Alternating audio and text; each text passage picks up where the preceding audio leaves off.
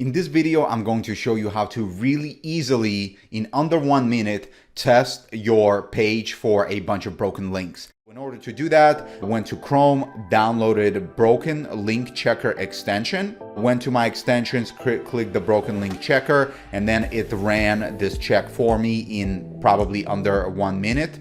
And you can see it automatically highlights everything in green that was successful and things in red that were not successful to test any page, my Selenium Java course landing page, and whether there are any broken links. Go to your extensions, click the broken link checker, and it's going to start checking everything for me, and then it'll identify any errors, and then I can resolve those. All done in under 5 minutes. It's extremely fast, extremely easy, no need to write any test automation code, and it's extremely bulletproof. My name is Nikolai Advolatkin, and on this channel, I help SDETs all over the world build, test, and deploy applications in a continuous manner.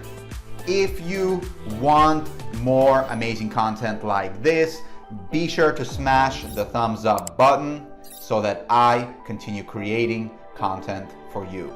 So grab your computer, grab your coffee, and let's do this.